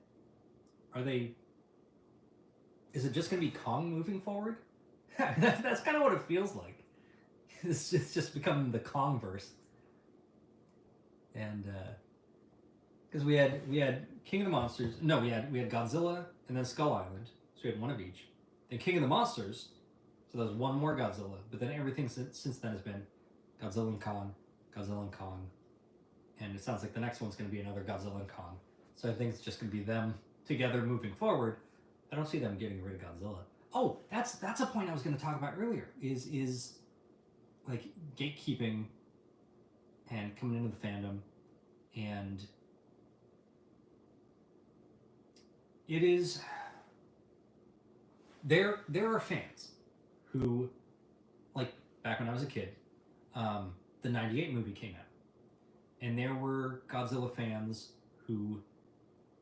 now who that was their introduction to Godzilla, was the 98 movie. And there were fans who were been into Godzilla for longer who knew of all the Japanese movies and stuff. We grew up on those kind of thing.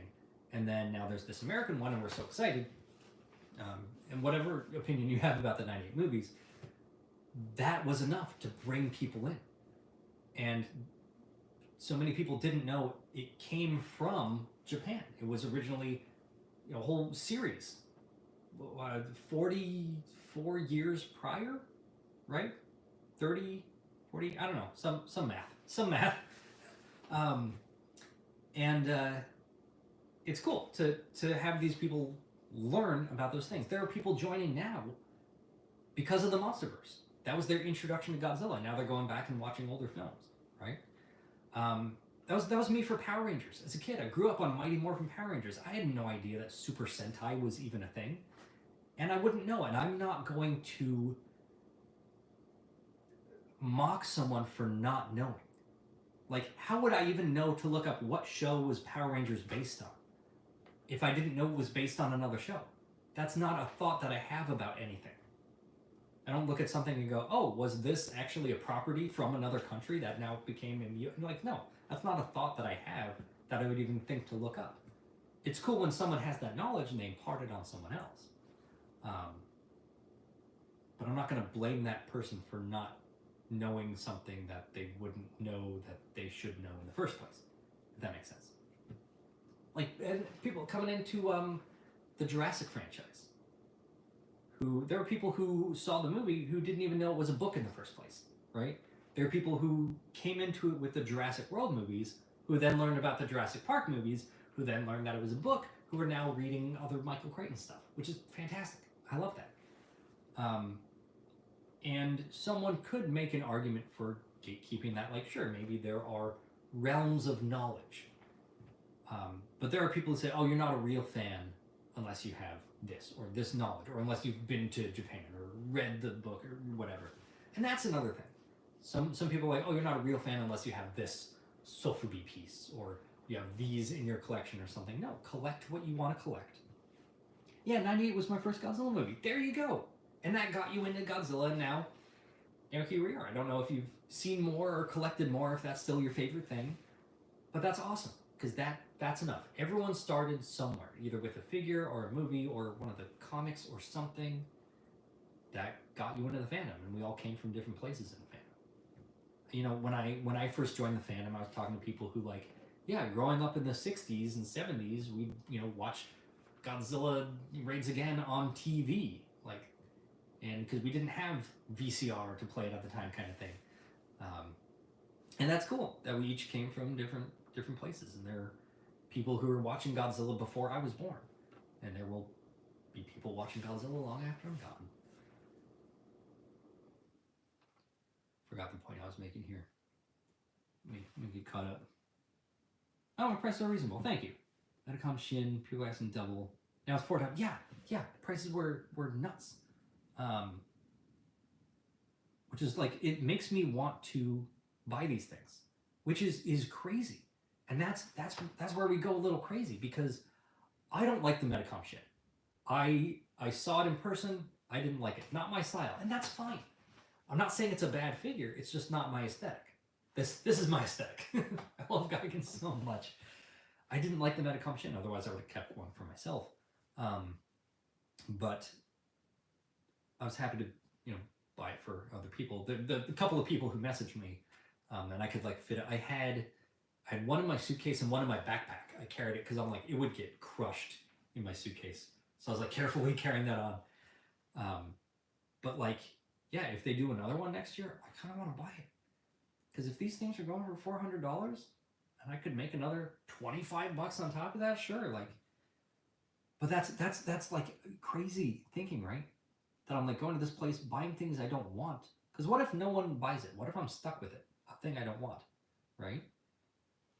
But it's crazy that I'm thinking now, like, what if I do wait in the Metacom line for a couple hours just so I can buy a thing to sell it and make money to buy more things? It's great. Like, why am I even going to these things? I'm going to there to, like, enjoy myself and buy things that I want and hang out with people I want to see, have fun conversations, drinks, run around, do stuff. It's a lot of Geigen figures. This is the tip of the iceberg. This is just a tiny fraction. Tiny fraction. I'm trying to figure out where to put this guy, because I have my display. I've got shelves. So the whole top of all the shelves. I have like 4 Detolf shelves, and my Geigens go all across the top. But this guy, this guy has a huge footprint, He's 8 by 17 deep, I think. And that's a lot. And it's nice when I have like little figures that I could stick, you know, like down here. That's nice. This guy, that's nice. But oh, okay. Let's talk about this guy. Speaking about gatekeeping figures and stuff. Godzilla Store Japan exclusive figure, right? Of 98 Godzilla. First time that Bandai's done a movie monster series figure of it. They did little Kaiju Legends, but this is the first time in the movie monster series. Fantastic.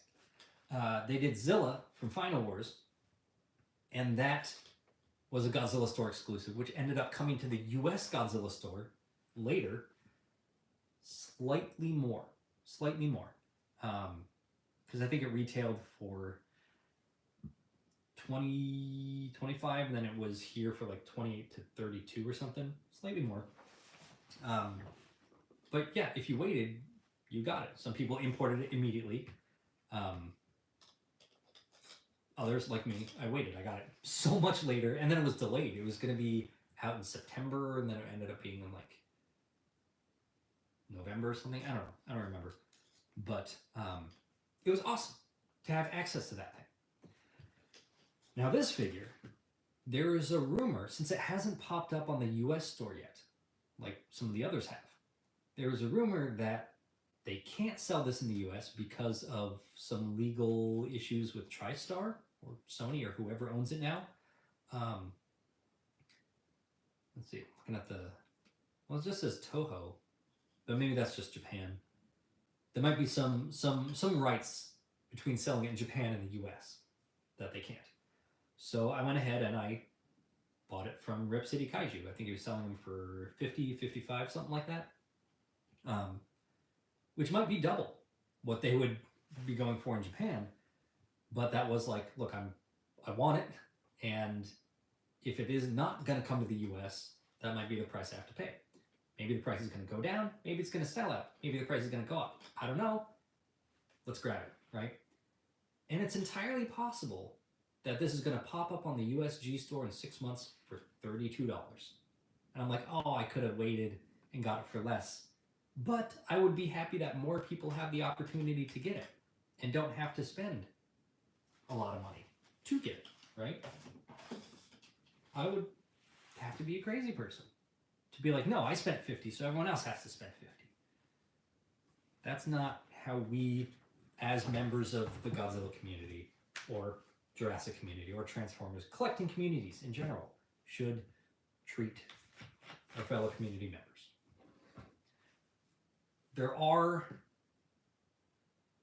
There is something about getting ahead. Like, I have a YouTube channel, obviously, and it is nice when I get subscribers and views and stuff, and that does, yeah, I'm making a little bit of money on ad revenue, right? Oh, like I made 12 cents on this video last week. That was fun. Which is nice. And ultimately, I do want to get ahead in that way. I'd love to, you know, have hundreds of thousands of subscribers and have money rolling in, and this stuff just pays for itself. That'd be great. But I'm not going to step on other people to do it, right? I'm not going to put down my audience. Try not to. If you're offended by anything I said in this video, please let me know. Let's have a conversation. One, I apologize. Two, let's talk about it. Did I say anything unreasonable? Thank you. I try to be. I hope I am. I know I have hypocrisies within me that I'm working on. Like I said, it does frustrate me when people spend a lot on stuff on the aftermarket. And I said this before. This is my gatekeeping level. When people are spending so much on the aftermarket that I feel like hurts us, right? Hurts the rest of collectors, because then that becomes the price. Like we're talking about the Metacom Shin. Like, sure, it was 80, but then if people are spending 400, if you spent 400 on it to get it, like cool, it's nice that you have $400 to spend on it. But that becomes the price, and now people are selling it for 400, and we're never going to see it sold for 80. No one is ever just going to get their money back on it. Not that people need to. Like we said, you can charge whatever you want. But the more someone spends on it on the aftermarket, the more that raises the price for everyone else. If I have a lemonade stand, I'm selling lemonade for 25 cents a cup. Someone down there is selling it for $5. I want a piece of that action, right? I'm going to raise mine to $5, maybe $4. Undercut them. I'm making way more money than I was because they've shown me that people are spending that much, right? Let's see. Hobby investors ruin hobbies. Look at Pokemon right now. They're not in it for the enjoyment. They only care about the value, and it sucks. Yes. Yes.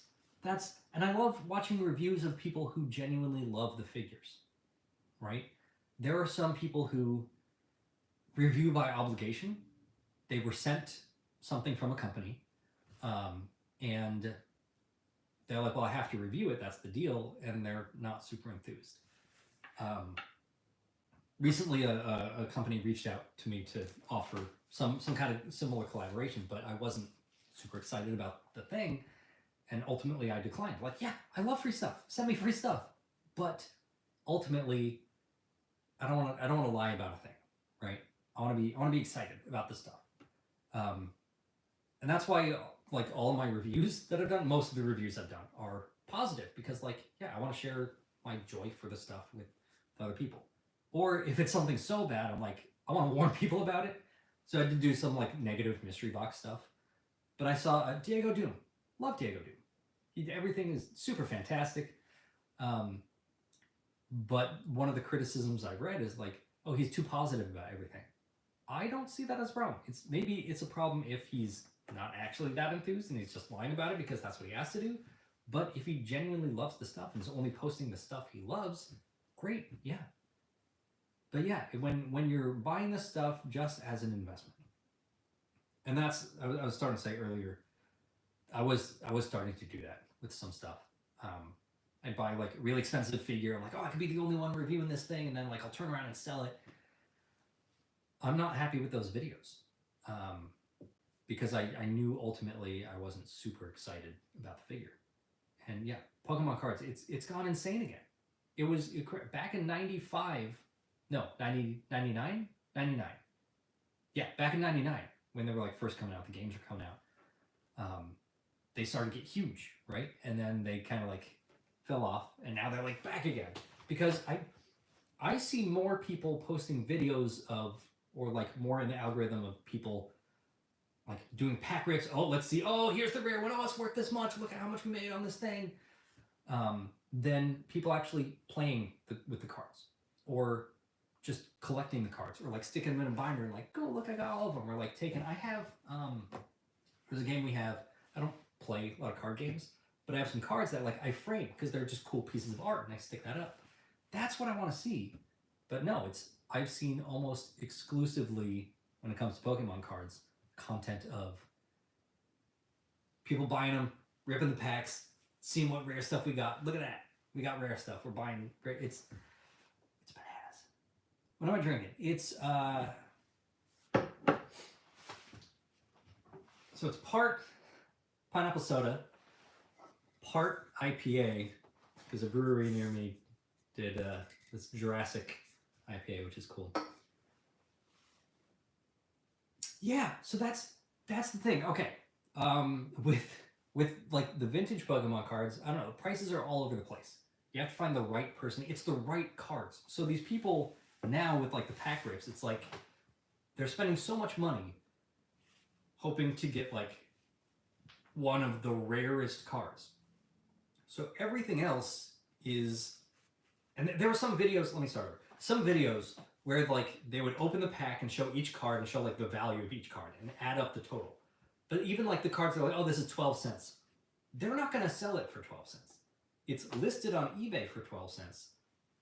Those basic cards, those commons that are a dime a dozen, they're not going to sell them. They're only going to be able to sell the big rare ones. So even if you have some of the older things, unless you have like, here's the full collection, I'm not sure how well those are going to sell. And someone could be like, Adam, you're talking out your butt. Maybe original things are worth so much more. I'm not super well versed in the Pokemon stuff, but it seems to be more about the clout of finding the rare things than about actually selling the things and making the money on them. I don't know. Let's see. Well, it's just crazy because they rip packs and say this is worth this much money, but they have a raw card and that's worth $10. Not guaranteed any PSA grade. Grading, yeah. I have a whole separate rant about grading. Grading, that's bananas to me. That's maybe I'll lump that in with gatekeeping. That might be another form of gatekeeping to me, is the grading stuff. I have been at conventions where sellers have had like graded figures, graded cards, graded figures, graded comics. For me, like, I wouldn't want to stick a comic in a sealed acrylic case where I can't read it, right? Like, that's part of the point for me. DVD, VHS, comic, book. I want to watch it. I want to listen to it. I want to read it. If it's sealed in a thing, we can't do that. Now, it is one thing like, cool, this is an extra, or like it's got sentimental value. I have it as a display piece. That's fine. There are movies that I've owned for a decade that I haven't actually gotten around to watching. It's just a thing that I have, and I'm like, cool, I own it, and I feel good that I own it.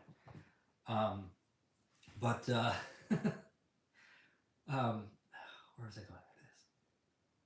Figures and stuff. Yeah, we do display. I do take them down. I do move the arms and stuff every so often. I change up the displays. And, most of the movement is just due to the display. Like this guy, if I had the arms down here, they were knocking into each other. So I raised this guy's arms up so they could like, hey look, they fit a little better on the shelf right here. Now they're like right next to each other. That saves space. That's great. I like being able to do that. But having figures sealed up in a thing, I would never spend money to do that. I stick them in a glass case, but I also have the ability to take them out, play with them, do whatever. The most bananas one to me is when it's a package like this. Oh no, okay, sorry. Convention Jurassic figures that were graded. I'm like, I might have bought this if it was not graded. If it was just, here's the figure. Obviously, they couldn't charge as much. But I'm like, you're asking $400 for this graded thing. I'm not going to spend that much. I don't even want it in the case. I want to take it out, open it, play with it. Obviously, yeah, I want it for less. But the people who lock these things behind acrylic cases and then sell them, there is an audience for it. 100%. There are people who want things graded, who buy them. But they're adding another paywall on top of it. They're taking a thing, increasing the price, and then selling that back out. I hate it. I hate it. But what bugs me the most is when it's a box like this. It's one thing if it's like, it's a window box or, a figure on a blister on a card. That's cool. This is just a box. It could be an empty box for all you know. But if it's inside an acrylic thing, you don't know. Oh, it's got a grade of, 7.6 or whatever. It could be an empty box. It might as well be an empty box. Put the empty box in the case, have the figure out that you could play with, display, move around. You don't even know if the figure's complete or has quality control issues inside the box. How could you even grade it? You're grading the box. Stick the box in the case. That's nuts. That's bananas to me. Why buy a thing, stick the box in a case, then no one can access the figure? Sell the figure. Put the box in the case.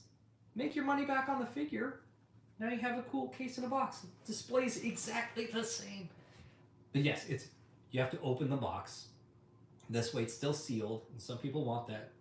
I'm not the target audience for it. You collect how you want to collect. It is not for me. You spend your money the way you want to spend your money. Ultimately, as long as you're happy with your collection, that's what it's about. Let's see. If you give me the Pokemon cards, I could, if you tell me like the names, if you send me an email, or we can talk on the phone, and I can look these up on eBay, see if they're selling. So that's one thing that people do, is they say, oh, it's this much on eBay, but they're looking at the listings and not the sold listings. So you can go to eBay and search for something like, you know what? Let's search for this Gigan. Let's see, X Plus Gigan 2022. So you go to eBay, you search for it, and there might not be any. So let's go lowest price to highest price. So I see the battle set. I don't see this one. That's a bummer. Okay, so let's do the Bandai Movie Monster Series Godzilla 1998. Let's do this guy. I said I spent about what, 50, 55 on it. Oh, there's so many that are not this figure. Why? Oh, because the monster. Okay, let's see. 52.49, 50, 65, 52.50, 52.99, 44.39 plus $10 shipping, 58.49, 57.04, 59.90, 58.50, and then a bunch. Kind of goes up from there. 50 plus $25 shipping. Yeah. So you could see, okay, those are the prices on eBay, but we need to go to the sold listings, because if those are listed for that price, that doesn't mean they've sold for that price.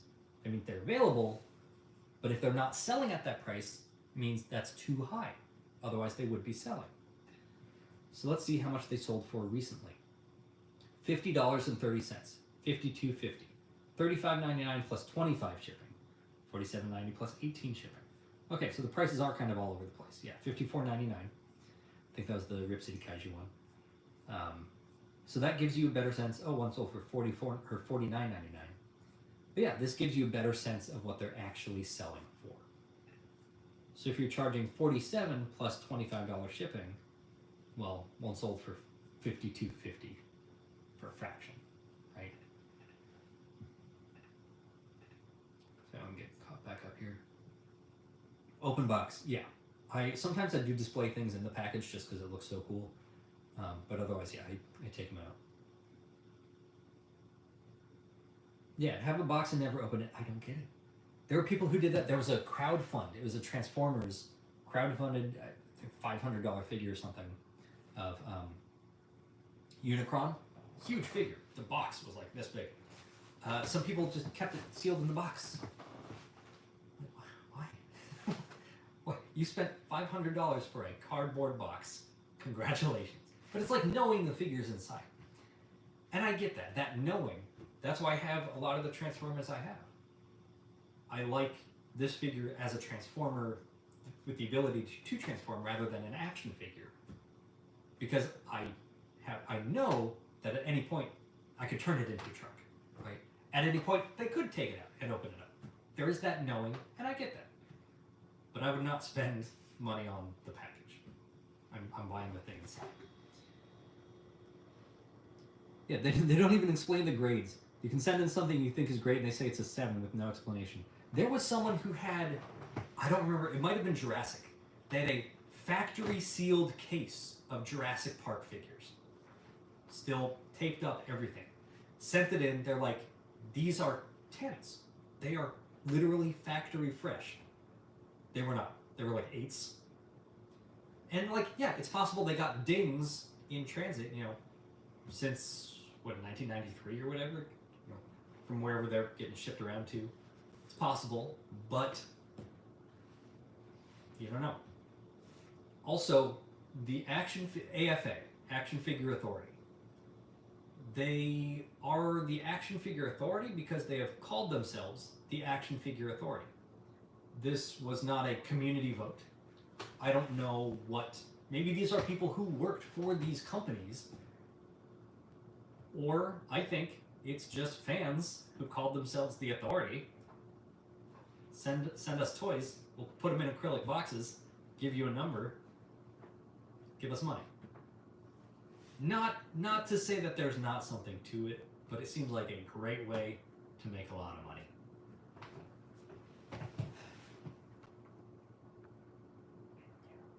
Yeah, boxes with windows, that makes sense. Like some of these things, cool. Like the here, Titanic Creations. This displays so well. I've been keeping these in the package. I take them out. I've done videos. I play with them every so often, but I put them back for display in the box because the box is just so darn cool. And I love that, and I get that. If it's something like this, that makes sense. To display it like this, you can see all the accessories. You can admire the figure. It looks cool. This, why? Take it out. Then you have like the Mondo boxes. The boxes are worth displaying. So we have the Biolante, the Tom Whalen art. Delicious. Fantastic. Definitely display the box. Take the figure out. Show off the figure. Put the figure on top of the box. Take it out, let it breathe. But display the box too. That's so cool. And maybe you don't have the space. There is something to be said for like a big stack of boxes. That does look pretty cool. All the packaging for everything does look awesome. I do like that look. But at that point, find someone who's selling off the box. Cool. Give you $10 for the box. Great. You just saved yourself $300.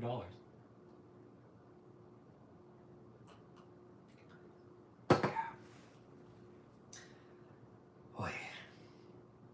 Yeah. All this to say, go watch my review of the Geigen. Hopefully I give you all the info you need in, what, 5 minutes? 8 minutes? How long is my video? 5.5 minutes.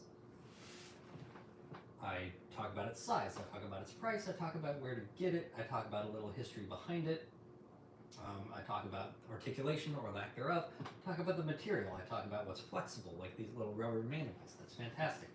I talk about its length, its width, its height, I talk about the translucent vinyl, I talk about the eye, I give you close-ups, I give you some size comparisons, and I'm not, I specifically say this is a figure that should be on everyone's shelves. That you should have access to it, you should get it, and it's great that we have that opportunity. And I am talking specifically about another reviewer who says you should not be able to own this stuff. So if I'm asking you to subscribe to my content, watch my stuff, leave comments, help out with the algorithm, I'm not going to tell you that I should own this stuff and you should. I'm not going to do that. Because that would be a stupid thing to do. To tell the people you rely on, I should have this stuff and you should not. Everyone should. It's great, right? Yes, there's a shot to match it. Which I don't think I talked much about in the video, so Geigen has this little tiny dot on his head. He's had since 1972. And theoretically, whoa, it shoots a laser. You can see this dot right here, which he never did in the movie, but he did in all sorts of like promotional images, just this pink laser coming out. And finally, in 2022, with this guy, this is the only one that actually shot a laser, and he did it once, and then Godzilla punched it. So it's a one and done, little quick shot. I am going to call it a night. Thank you for watching. This is the longest one of these. Here we go. So it's supposed to be a happy half hour. Now it's been 2 hours. Good gravy. Well, you know, maybe we'll give another 7 minutes. So it's exactly 2 hours. Hang out, finish the drink, talk about gatekeeping in the fandom. One of my friends has said that they're reverse gatekeeper. They're like, I want everyone in. Everyone should love this stuff. I like that, and I want more of that. There are, I guess, okay, let's play devil's advocate.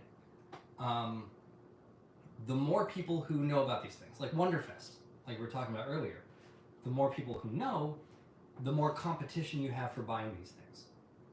If you can't fly to Japan, you've been relying on getting things from Yahoo Japan on the aftermarket. Now you have that much more competition. That's frustrating. You kind of don't want other people to know. You don't want other people to have access because that makes it harder for you or more expensive for you. Either they sell out or they get bid up stupid high, and now you're getting priced out of the fandom. Or you're like, cool, I can't be on the website at 7 a.m. when it goes live because I have to be at work kind of stuff. That's that much more frustrating for you, and I get that. But I think ultimately the needs of the many outweigh the needs of the few in that regard. Just like, yeah, if I spent so much money on an exclusive, but now other people have the opportunity to get it, that's the needs of the many.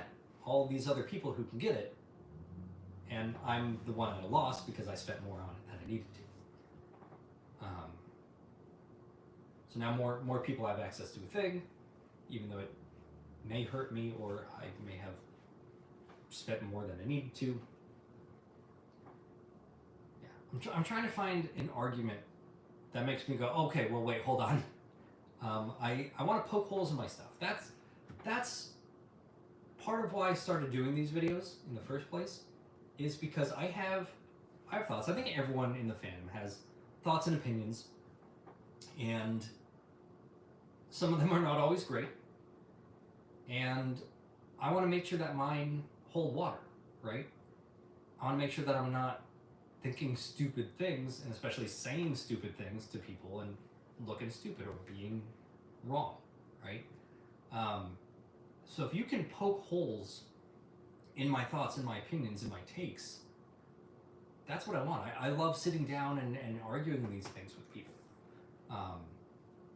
Because, like, you know, I've argued with people about, like, why are you sealing stuff in an acrylic case? And I've gotten some great arguments back from it that I've turned around. Like I said, you know, with comics, like, I would never do that myself because I want to see them and read them and stuff, even if they get torn up. But I've heard great arguments for, like, protecting these things, especially, you know, vintage comic paper. It's thin, it protects it from wear, and you can get maybe like a digital version or something, but this is an awesome display piece and now it's framed and protected forever. Or, like, there's such a memory tied to this one that, yeah, you do want that preserved. And I get that 100%, and I'm on board. Again, I would not spend the money on it myself, but I understand it now. I get it. In theory, demand will drive supply/options. More Godzilla, even if it is something I don't enjoy, is good because it means I might get more Godzilla I do like, and that Godzilla carries on. Yes, 100%, 100%, yes! Because if these companies see that they can sell more of these things because there's enough demand for it, that keeps that going. And there are stores that I've spent a little bit more on, right? But I want them to keep getting more stuff. There's a local collectible shop. They're great people. They do great things. I love them. But the Godzilla stuff there is more expensive than, you know, other things online and stuff. But they have had things that I have not been able to get anywhere else. And I love that. They have a whole Godzilla section there, which is fantastic. And I've gotten things there that I couldn't find, or, like, you know, blind box things. I just got the one of the keychains, and I could get that right there instead of buying a random one online or spending that much more on eBay to buy one that's open. I could get it here. And ultimately, like, yeah, if there's more Godzilla stuff, so the more I can buy from them, even if it's a couple dollars more here and there every so often, does help them get more Godzilla stuff, and ultimately helps Godzilla fans in the area, and that's a win-win-win for everybody. Yeah, I mean, yeah, don't go buy everything. Just okay. This can be taken to a logical bad, where there was a Transformers collector on one of the forums was talking about buying figures from one store, so that store would have the sales data and then order more figures so they could keep getting new figures coming in, but then they would return those figures to a different store. And I'm like, I think that's ultimately bad, but it's a clever way to get this store to restock stuff, right? Yeah, that's why gatekeeping is weird. You can dislike Zilla, but to not let it exist and always attacking it is not normal. Yeah. Buy what you want to buy. Collect what you want to collect. Be good people to each other in the community, in the fandom. Because ultimately, if we like something, we are saying it is likable and therefore other people like it, right? Yeah, there we go. Okay, on that note, I am out. Again, always drink responsibly. Thank you for watching, and I'll be back on Thursday with another review. I do plan to do more of these. I know I usually have a guest on next time. Next time, not sure when. Someone was asking about sales shows. Check me out on Whatnot. Same name, same logo. Thursday Toys. I do sales shows once a month. Selling Godzilla stuff. Just did a huge Sofubu one. I still have a ton of them. If you're looking for specific things from that show that you missed, let me know. Yes, thank you. Thank you for watching. He's still here. Oh, that's awesome. Thanks for sticking around so long. Sorry, this is crazy long. I apologize. It was going to be half hour. I was going to be done. But I feel I started like really mad about this person's take. But now like I've calmed down. We're good. We're a good community. Or rather, there are good people in the community. We're a pretty awful community. There's a lot of toxicity. But it's nice that there are good people in it. And I hope there can be more good people and we can help each other out ultimately and enjoy it. All right, cheers. Here's the thing, I always forget how to end these.